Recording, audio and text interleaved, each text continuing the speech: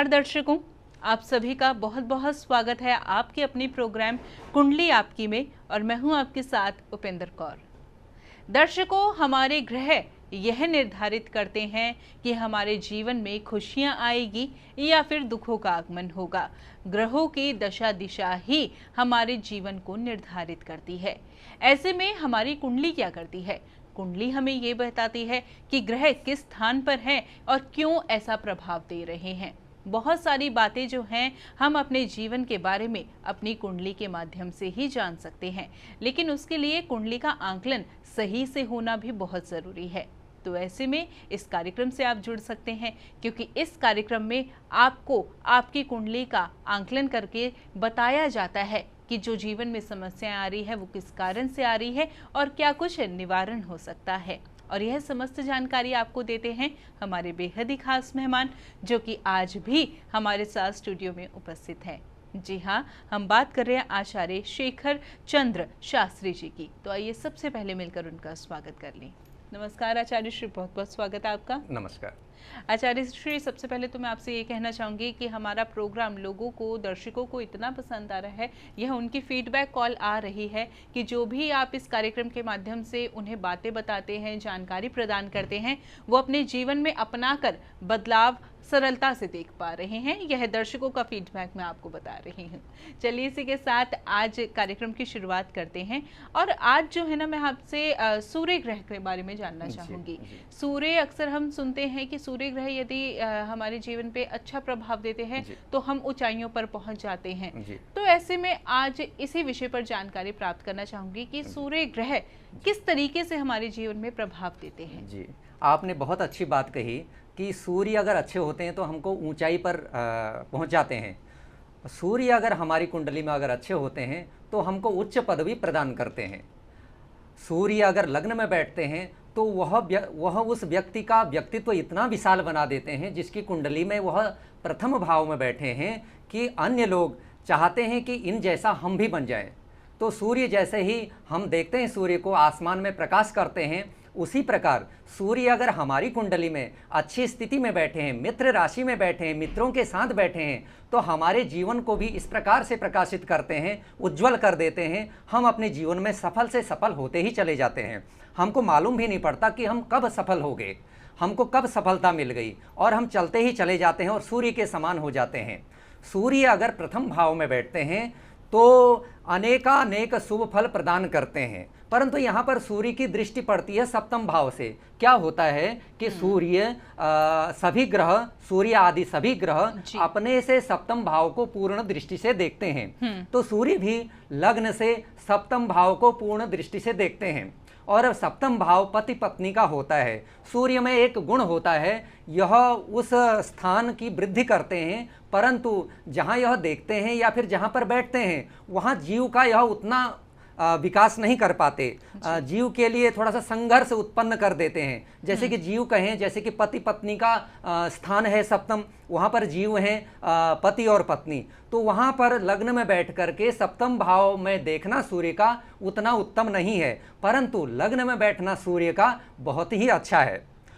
और यूं ही अगर सूर्य अगर द्वितीय भाव में बैठते हैं तो वहाँ पर धन प्रदान करते हैं, परंतु कुटुंब से दूर कर सकते हैं। क्या होता है कि द्वितीय स्थान कुटुंब का भी होता है और धन का भी होता है और मारक स्थान भी कहा जाता है।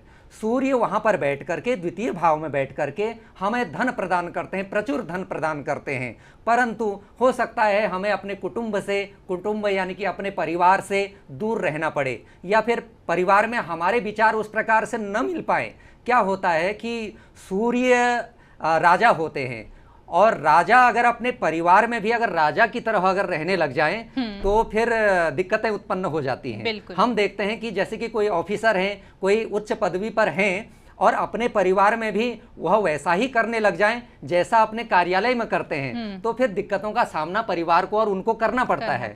तो इसीलिए सूर्य वहां बैठ करके कुछ मुश्किलें उत्पन्न कर देते हैं और धन बहुत ज्यादा देते हैं द्वितीय भाव में। चलिए, बहुत ही सुंदर जानकारी आप अभी हमें प्रदान कर रहे हैं, हमारे दर्शकों को प्रदान कर रहे हैं। मन में और भी बहुत सारे सवाल हैं, चलिए इसी के साथ कार्यक्रम में आगे बढ़ते हैं। एक और कॉलर हमारे साथ लगता है जुड़ गए, पहले उनसे बात कर लेते हैं। नमस्कार, बहुत बहुत स्वागत है आपका। नमस्कार। जी, क्या नाम है आपका? मेरा नाम तेजस्वी है। जी तेजस्वी जी, कहाँ से बात कर रही हैं? मैं उत्तराखंड से बात कर रही हूँ। जी तेजस्वी जी, बताएं क्या समस्या चल रही है अभी जीवन में? हाँ, मेरा करियर अभी अभी स्टार्ट हुआ है, तो मैं जानना चाहती हूँ मेरा करियर आगे कैसा रहेगा। ठीक है, आपकी डेट ऑफ बर्थ क्या है? 2 सितंबर 2003। 2 सितंबर 2003। और जन्म का समय क्या है? 6:34। 6:34, शाम के या फिर सुबह के? सुबह के। सुबह के। और जन्म स्थान? देहरादून। देहरादून। आप लाइन पे बने रहिएगा। जी, सिंह लग्न की आपकी कुंडली है और चंद्रमा आपके 7वीं राशि में बैठे हैं। 7वीं राशि तुला कहलाती है और आपकी तुला राशि है। आपका प्रश्न क्या है? आप क्या जानना चाहती हैं? ये जानना चाहती हैं कि इनका करियर अभी शुरू हुआ है, तो आगे इनका करियर कैसा रहेगा और क्या कुछ इन्हें अपने करियर में चूज करना चाहिए। जी जी जी जी जी। आपके करियर के स्वामी जो हैं वह शुक्र हैं और वहाँ राहु बैठे हैं। शुक्र आपके लग्न में बैठे हैं। आपका करियर तो यूँ बहुत अच्छा है, आप जिस क्षेत्र में भी जाएंगी वहाँ सफलता आप हासिल करेंगी, परंतु आपके राहु कर्म स्थान में बैठे हैं। राहु के यहाँ बैठने पर 2 फल आपको मिलेंगे। एक तो राहु अचानक से आपको उन्नति के मार्ग पर ले जाएंगे, और दूसरी बात यह है कि राहु कपट करते हैं। तो आपको यह भी ध्यान रखना है, जो लोग आपके साथ काम कर रहे हैं या फिर आप अपनी सफलताओं की चर्चा जिनके साथ करती हैं, वह आपको कहीं न कहीं गलत राह भी दिखा सकते हैं, क्योंकि राहु अक्सर इस प्रकार से करते हैं। परंतु आपको मैं एक उपाय बताता हूं जिससे कि यह दिक्कत आपके जीवन में नहीं आएगी। आप राहु का जप और राहु का पूजन करवाएं और राहु का आप दान भी करें, जिससे कि आपके जीवन से और आपके साथियों के मन से जो आपके प्रति नेगेटिविटी है ये दूर होगी। क्योंकि राहु इस प्रकार का करते हैं, जिसके साथ हम रहते हैं या फिर जिससे हम बातें करते हैं उसके द्वारा हमें गलत राह राहु दिखा देते हैं। क्योंकि राहु एक कपटी ग्रह है, इनका जन्म ही कपट से हुआ है। तो राहु का आप जप दान पूजन करें, जिससे कि राहु शांत होंगे। और शुक्र आपके लग्न में बैठे हैं, शुक्र आपको सफल बनाएंगे। जिस क्षेत्र में भी आप कदम रखेंगे उस पर आप सफल हो जाएंगे, परंतु आप राहु का उपाय अवश्य कर लें। तो बिल्कुल तेजस्वी जी, आपको क्या कुछ करने की आवश्यकता है ये भी आपने बहुत अच्छे से समझ लिया है, जान लिया है। मन में फिर भी कोई प्रश्न है तो ऐसे में आप कार्यक्रम के बाद हमारे संस्थान में भी जुड़ सकती हैं। जुड़ने के लिए नंबर्स लगातार आपकी टीवी स्क्रीन पर दिखाए जा रहे हैं। इसी तरीके से दर्शकों, यदि आप भी कार्यक्रम से जुड़ना चाहते हैं या फिर आचार्य श्री से पर्सनल अपॉइंटमेंट लेना चाहते हैं, तो उसके लिए नंबर्स लगातार आपकी टीवी स्क्रीन पर दिखाए जा रहे हैं। यही नंबर्स आपकी पूर्ण रूप से सहायता करेंगे। चलिए इसी के साथ कार्यक्रम में आगे बढ़ते हैं। यहाँ पर आचार्य श्री, मैं आपसे ये जानना चाहूँगी, जैसे कि हम सूर्य ग्रह की आज चर्चा कर रहे हैं, तो कुंडली में ऐसे कौन से स्थान होते हैं जहाँ पर यदि सूर्य ग्रह आकर बैठ जाए, विराजमान हो जाए, तो जीवन में मानने की यानी कि तरक्की हमारे आने निश्चित ही है, यानी कि बहुत शुभ प्रभाव देते हैं? जी, पहले तो प्रथम स्थान में सूर्य बैठे, यह अच्छी बात है। और 10वें स्थान में सूर्य बैठे। सूर्य क्या होते हैं? राजा होते हैं और राजा का कारक होते हैं। सूर्य अगर 10वें स्थान में बैठते हैं तो सरकारी नौकरी हमें मिलने की अधिक संभावना हो जाती है और सरकार से हमको लाभ प्राप्त होता है। सूर्य राजा होते हैं और प्रतिष्ठा हमको प्राप्त होती है। सूर्य का एक गुण होता है कि सूर्य जिस स्थान में बैठते हैं वहाँ के पदार्थ की उन्नति करते हैं, पदार्थ को बढ़ाते हैं, परंतु वहाँ के जीव की हानि करते हैं। जिसमें प्राण होता है उसकी हानि करते हैं। क्योंकि सूर्य आपने देखा होगा कि अग्नि प्रधान ग्रह हैं और सूर्य के ताप से कई जीव जल जाते हैं। इसलिए सूर्य का बैठना उस स्थान के लिए अच्छा नहीं होता जिस स्थान से जीवों का अधिक विचार होता, प्राणियों का अधिक विचार होता है। सूर्य 10वें स्थान में अच्छे होते हैं क्योंकि वहाँ से प्राणियों का विचार नहीं होता, वहाँ से प्रतिष्ठा का विचार होता है और उन्नति का विचार होता है, कार्य क्षेत्र का विचार होता है। और सूर्य केंद्र में बैठ जाएं कहीं, वह तो अच्छा है, परंतु जैसे कि 7वें भाव में सूर्य बैठ जाएं तो 7वें भाव में सूर्य का बैठना अच्छा नहीं है।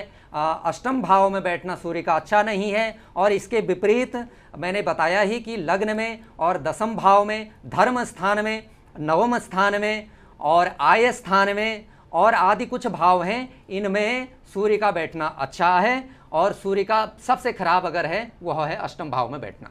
चलिए, बहुत ही आपने सुंदर जानकारी अभी प्रदान की है कि सूर्य का किस स्थान पर बैठना शुभ प्रभाव देता है और किस स्थान पर बैठना जो है नकारात्मक प्रभाव देता है। बहुत अच्छे से आपने हमें समझाया। अच्छा, अक्सर ना हमारा ये मन में सवाल होता है कि हमारी कुंडली में जो है ये ग्रह का आना जीवन में हमारे बहुत ज़्यादा अच्छा फल हमें देता है, तो कुंडली में कौन से ग्रह हमारे अगर आ जाएं, जिस स्थान पर आ जाए, उससे हमारे जीवन में बहुत अच्छे प्रभाव देखने को मिल सकते हैं? जी, हमारे यहाँ कहा गया है हमारी कुंडली कितनी भी खराब हो, अगर बृहस्पति केंद्र में बैठ जाएं तो वो अनेक अशुभ फलों का नाश कर देते हैं, अनेक अशुभ योगों का नाश कर देते हैं।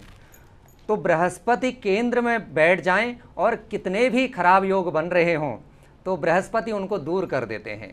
बृहस्पति क्या है कि सबसे बड़े ग्रह हैं, आकार में भी सबसे बड़े ग्रह हैं और बृहस्पति देवगुरु हैं और शास्त्र और विद्याएं अनेक बृहस्पति के पास है, तो ये अनेक अशुभ योगों का नाश कर देते हैं। तो बृहस्पति का केंद्र में बैठना बहुत अच्छा माना जाता है। चलिए, बहुत सुंदर आपने जानकारी प्रदान की। अब यहाँ पर मैं ये जानना चाहूंगी, निश्चित रूप से अब हमारे दर्शकों के मन में ये सवाल होगा कि सूर्य ग्रह से संबंधित जानकारी तो हमने प्राप्त कर ली कि किस स्थान पे उनका शुभ प्रभाव पड़ता है और किस स्थान पर नकारात्मक प्रभाव पड़ता है। तो मान लीजिए यदि किसी के जीवन में सूर्य से संबंधित ही समस्याएं आ रही है, यानी कि सूर्य ग्रह ही उनके जीवन में नीच प्रभाव दे रहे हैं, समस्याएं उत्पन्न कर रहे हैं, तो ऐसे में वो क्या कुछ उपाय अपना सकते हैं? जी, उनको सूर्य का पूजन करना चाहिए और सूर्य का दान करना चाहिए, सूर्य का जप करवाना चाहिए। हमारे यहाँ कहा जाता है कि स्तुति से कौन प्रसन्न नहीं होता, कोई खराब हो और कोई अच्छा हो, आप उसके सामने जाकर उनकी स्तुति कर दीजिए। मनुष्यों में भी,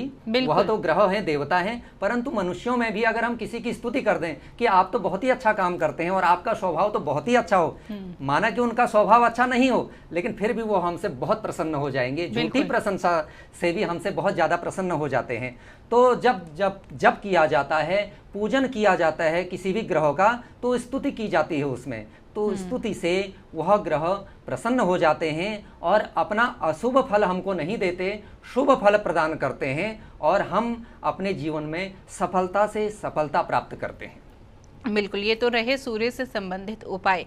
अब यहाँ पर मैं आज के लिए कुछ विशेष उपाय अपने दर्शकों के लिए जानना चाहूंगी, जिसे हर कोई अपना के अपने जीवन में खुशियों की प्राप्ति कर सकता है और सफलता प्राप्त कर सकता है। जी, विशेष उपाय यह है, बिल्कुल सरलता से वह कर सकते हैं, कुछ पैसा भी उनका उसमें खर्च नहीं होगा। सूर्य को अर्घ प्रदान करना चाहिए। सूर्य को अर्घ बहुत अच्छा लगता है। अर्घ का क्या मतलब होता है? अर्घ होता है हम किसी के प्रति सम्मान प्रकट कर रहे हैं। पहले क्या था कि हमारे यहाँ अर्घ देने की बहुत अत्यधिक परंपरा थी और सूर्य को अर्घ देने की परंपरा तो अभी भी है ही। तो सूर्य को अर्घ देने से सूर्य सम्मानित होते हैं और प्रसन्न होते हैं और हमारे जीवन में शुभ फल प्रदान करते हैं।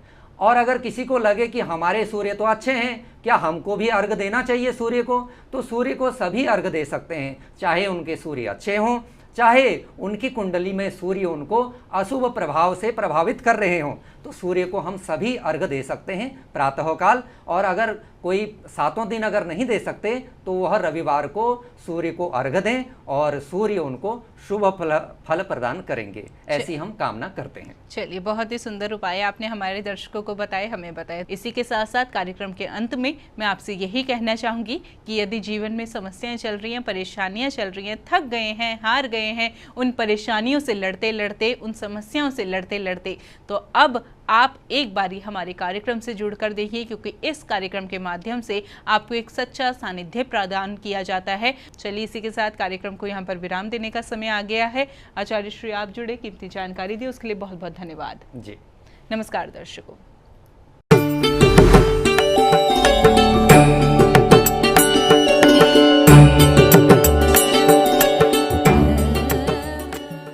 आप हमारे संत वाणी चैनल को सब्सक्राइब करें, वीडियो को लाइक करें, शेयर करें और हाँ, बेल आइकन पर क्लिक करना बिल्कुल ना भूलें, ताकि हमारी किसी भी वीडियो की सूचना सबसे पहले आपको मिले।